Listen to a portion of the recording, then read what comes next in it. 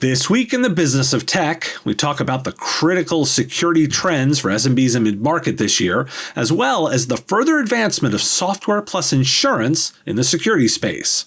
Microsoft continues to push forward with AI developments, while there are lessons to be learned from Vanderbilt's missteps on the use of the technology. The EU is moving on changes to GDPR, and that 4-day workweek trial has new data you'll want to hear about. All these stories and more. Hit the like, subscribe, and the notification button, and help us pay the bills. And here are this week's stories.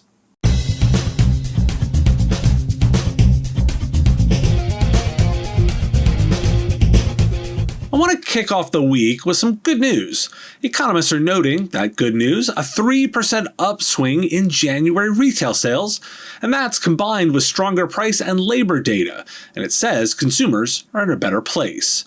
Lower energy costs are buoying them, and then combine that with Bank of America data showing they're splurging with credit card and debit cards. Plus, the supply chain is looking clearer. Motive, which tracks logistics, noted an 11% increase in truck utilization.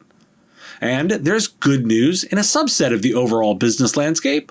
According to the annual Stanford Latino Entrepreneurship Report, Latino-owned businesses in the U.S. are more likely than white, non-Hispanic ones to say they've recovered from the pandemic and are performing better than before.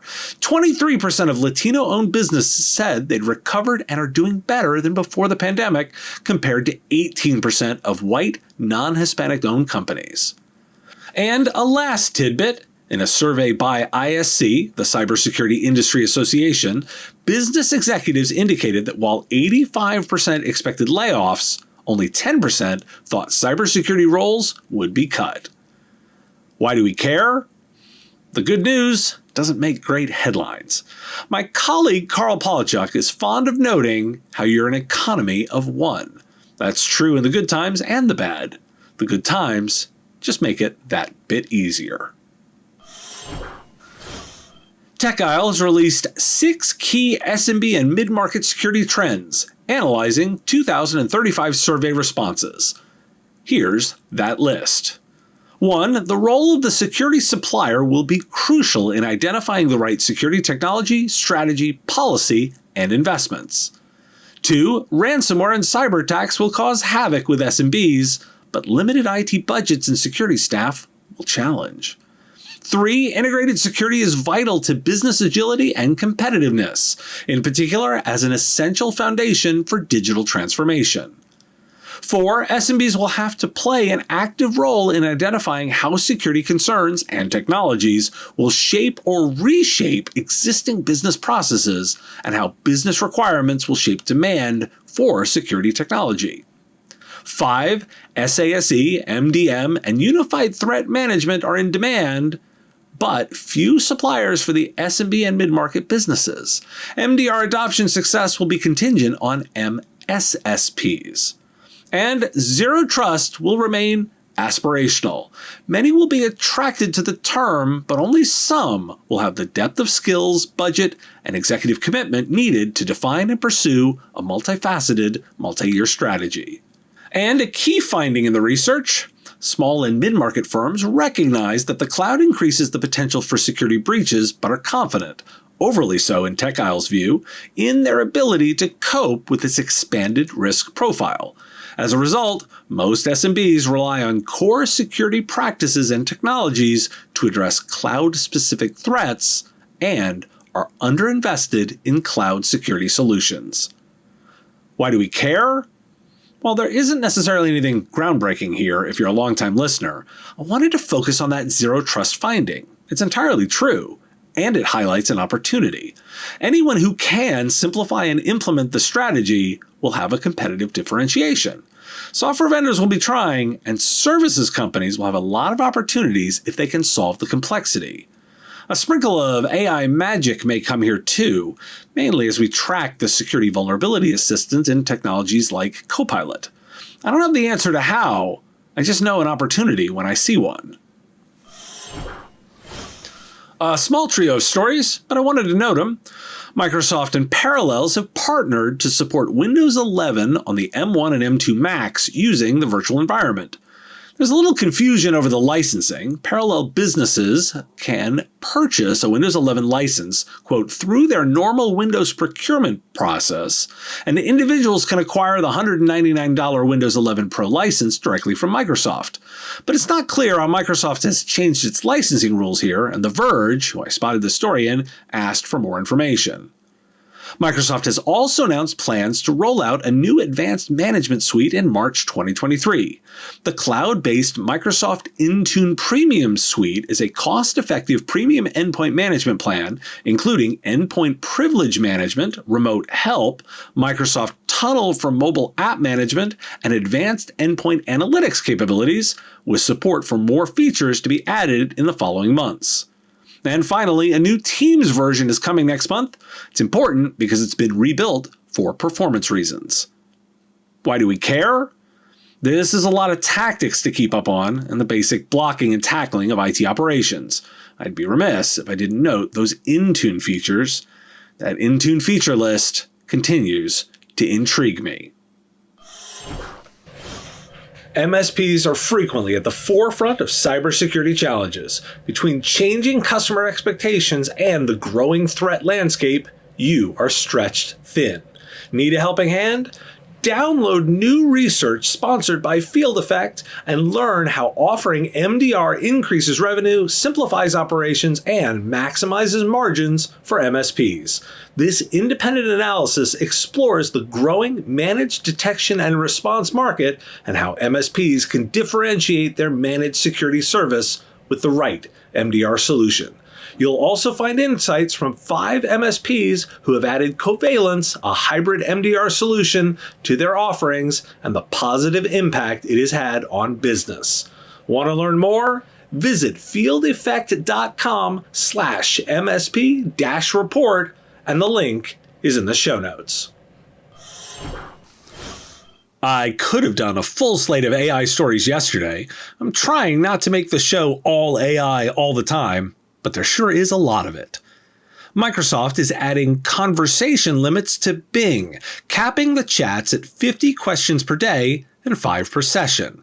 This is try to keep it from going off the rails like it did last week.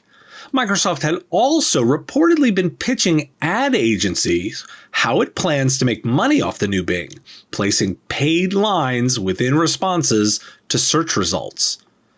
I hadn't mentioned that AI-driven Seinfeld spoof show called Nothing Forever. At least I hadn't mentioned it yet. To catch you up, it was an always-on stream driven by AI that created a continuous sitcom on Twitch. It was taken offline when it started making transphobic remarks. And now we know why that happens. Originally, the stream was driven using OpenAI's GPT-3 Da Vinci model, and when the creators started having outage issues, they moved to a less sophisticated model, Curie. In the switch, the creators believed they were using the OpenAI content moderation system, and it turns out they weren't. By the time you hear this show, they should be back online, hoping it won't happen again, but they can't guarantee it. OpenAI has shared some of its internal rules on how ChatGPT responds to controversial culture war type questions. For example, a do. When asked about a controversial topic, offer to describe some viewpoints of people and movements. Or, another do, break down complex politically loaded questions into more straightforward informational questions when possible. Here's a don't. Don't affiliate with one side or the other, like political parties, or don't judge one group as good or bad. The company will also allow users to customize the chatbot's values. Here's a quote from the blog.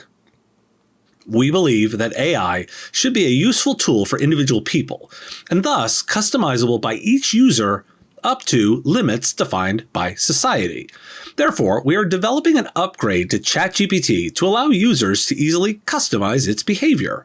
This will mean allowing system outputs that other people, ourselves included, may strongly disagree with. Striking the right balance here will be challenging. Taking customization to the extreme would risk enabling malicious uses of our technology and sycophantic AIs that mindlessly amplify people's existing beliefs. There will therefore always be some bounds on system behavior. The challenge is defining what those bounds are.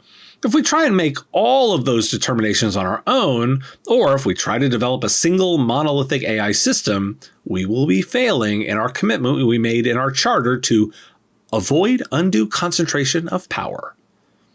Now, why do we care? The detail of importance is understanding the models of AI, how they differ, and how the prompts applied to each change the results. As technologists quickly come up to speed on this tech, this area is where my attention is further and further drawn. I mentioned that prompt engineering skill set previously, and here's another view of that need. It's not enough to know the model used. As Nothing Forever streamers learned, the model and the controls change the behavior, which can also be changed on the fly.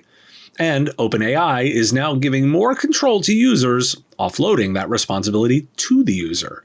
They said it will be very risk-enabling. That's why I highlight it. This is the area to get expertise in, because customers will be asking. I spotted this one and wanted to make sure to note it. From CRN India.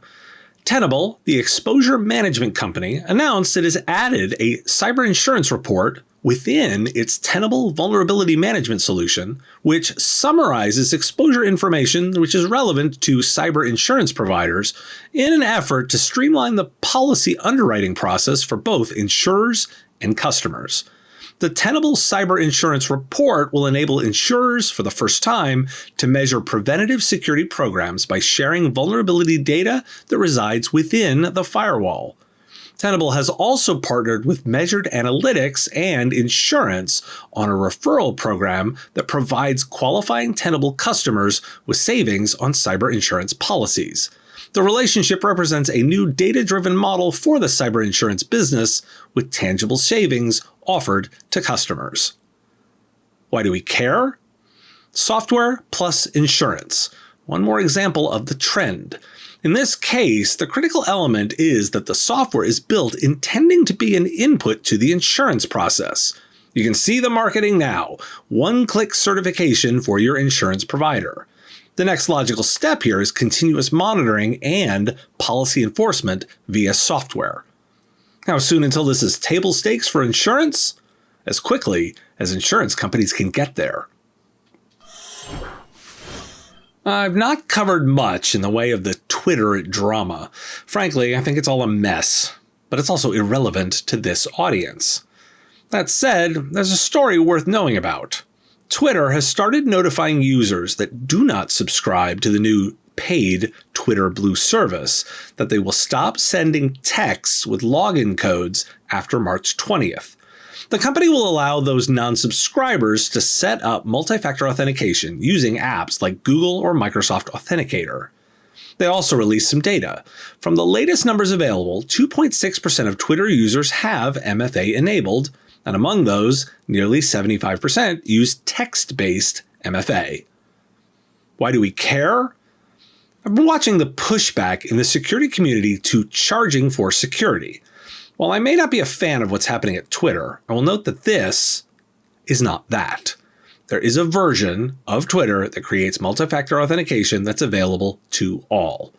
And as anyone in the security community will remind you, text for login codes is not very secure anyway. Track companies that impose the security tax, particularly for single sign-on applications. For now, Twitter is not on that list. I wanted to share a specific AI story on its own. Let me quote right from the Washington Post. As students at Vanderbilt University's Peabody College grappled with the news of a deadly shooting at Michigan State University last week, those in the education college received an odd message from the administration. The Thursday email from Peabody College's Office of Equity, Diversity, and Inclusion addressed the shooting in Michigan, but didn't refer to any Vanderbilt organizations or resources that students could contact for support. It instead describes steps to, quote, ensure that we are doing our best to create a safe and inclusive environment for all. Quote, one of the key ways to promote a culture of care on our campus is through building strong relationships with one another, the first sentence of one paragraph reads. Quote, another important aspect of creating an inclusive environment is to promote a culture of respect and understanding, begins another. A smaller line of text, in parentheses, at the bottom of the message, revealed that it had been written using the generative artificial intelligence program ChatGPT, the Vanderbilt Hustler student newspaper first reported. Students blasted the university for using a chatbot to address a harrowed campus community after the Michigan shooting, and Vanderbilt quickly apologized. Nicole Joseph, an associate dean at Peabody's EDI office, who was one of the letter's 3 signatories, apologized the next day and said that using ChatGPT was, quote, poor judgment. Why do we care? If you need any reassurance that ChatGPT isn't going to replace you, you got it. The critical insight is the poor judgment. AI technology is lousy for empathy and emotion. Using it blindly is what got Peabody College in trouble. Need help writing that letter? Useful application. Have the AI do the work for you? That's poor judgment. Applying the right technology to the proper use is precisely the area where IT services companies both exist and can excel, and helping train here is one of the services of the future. The European Commission will propose a new law before the summer that's aimed at improving how EU countries' privacy regulators enforce the GDPR. This from a page on its website indicating the plan. The new EU regulation expected in the second quarter of 2023 wants to set clearer procedural rules for national data protection authorities dealing with cross-border investigations and infringements.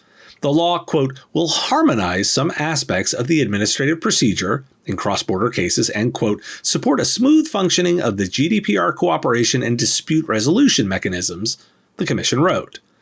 The Commission wants to keep the upcoming regulation very targeted and limited, partly because it's bracing for tense discussions with data privacy watchdogs, campaigners, and big tech lobbyists. This is pulling generously from Politico EU. Now, why do we care? GDPR is a big deal, even if you're an American company. The Europeans are re-examining the law, using their scalpel to find ways to make progress on enforcement and smooth out the process, and it's the next logical step. Compare and contrast to the US. While privacy laws were discussed, they died in the last Congress, and all that chatter is all silenced. If you wonder why it matters here, any sizable multinational company, everyone doing SaaS, is going to build once and deploy everywhere so that it can be GDPR compliant. Americans will get all the downside with none of the upside. And that's why we care. That 4-day workweek trial in the UK has released its results, and if you think I wasn't going to cover it, well, like catnip, I can't stop. An overwhelming majority of the 61 companies, totaling nearly 3,000 employees, that participated from June to December will continue with the shorter hours. Most employees were less stressed and had better work-life balance. That was all the while companies reported revenue largely stayed the same during the trial period last year and even grew compared with the same 6 months a year earlier, according to findings released this week. Employees reported benefits with 71% less burned out, 39% less stressed, and 48% more satisfied with their job than before the trial. Of the workers, 60% said balancing work and responsibilities at home was easier, while 73% reported increased satisfaction with their lives. The findings show that fatigue was down, people were sleeping more, and mental health improved. Revenue grew 1.4% over the trial for 23 companies that provided adequate data and waited for the business size, while a separate 24 companies saw revenue climb more than 34% from the same 6-month period a year earlier. As part of the trial, workers agreed to use a 100-80-100 model, which means they receive 100% of their pay for 80% of the time, but commit to 100% of the output. Why do we care? The results are in, and you can make your employees happier and grow revenue. It's that simple, actually, and the reason to care. I'll offer 2 takes.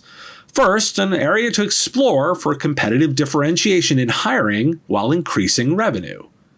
The second take is this. If you're unwilling to do this in your organization, at least acknowledge this is a new competitive force.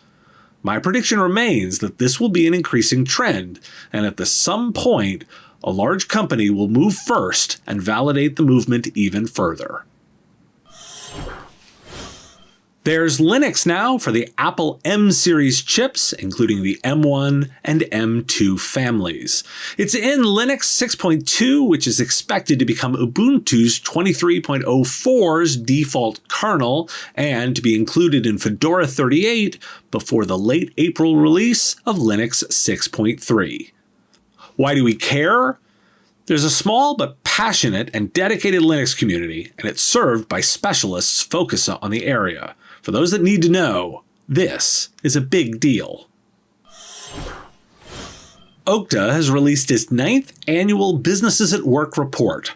The report is based on anonymized data from Okta's more than 17,000 global customers and the Okta Integration Network, which includes over 7,000 integrations with cloud, mobile, web apps, and IT infrastructure providers. The top categories were travel, business supplies, and design. Business supplies, a category that didn't even break the top 10 in last year's report, also showed tremendous year-over-year growth with a 35% increase in customers and a 77% increase in unique users. From the report, quote, "This year's fastest growing list features a diverse pool of apps ranging from tools for collaboration, communication, corporate travel, and HR to a cloud platform, a developer tool, and a security tool. In fact, the big winner this year is Kandji, Kandji, an Apple mobile device management tool with 172% year-over-year growth by a number of customers. Organizations rely on a large, diverse set of apps to deliver on their mission, and large companies with more than 2,000 employees lead the pack with an average of 211 apps apiece. Companies continue to add best-of-breed apps, such as Zoom, Slack, and Box, on top of productivity suites. And this year's data shows that the growth in multi-cloud adoption that has been visible since 2017 shows no signs of slowing down, and the favorite pairing of Amazon Web Services and Google Cloud Platform continues to gain traction. Why do we care? The app usage data is a reliable proxy for what areas of technology are growing. Collaboration, HR, and communication, all important elements of the productivity layer. Cloud development and security, this all makes sense. The growth of the apps themselves means that there are services opportunities related to all of them. Thus, adding best-of-breed apps is code for making money on services here. Thanks for watching this week in the Business of Tech. If you like this video, you can let me know with a like of the video, and even more valuable, hitting the subscription button. My content is all free, and I use metrics like subscriptions to pay the bills, so it has real value. The content here is produced under ethics guidelines posted at businessof.tech. If you're interested in more content like this, you can get access to content early via our Patreon at patreon.com/MSP Radio. It's our give what you want model where you set the value of what you think the content is worth. If you like this show, you can catch it daily as the 5-minute news and commentary podcast, The Business of Tech, available on all your favorite podcatchers with links at businessof.tech. Just hit that big blue subscribe button. Again, thank you for taking the time out of your day to listen, and I really value the interaction. If you want to say something in the comments, I do respond and watch all of them, and I look forward to talking to you next time.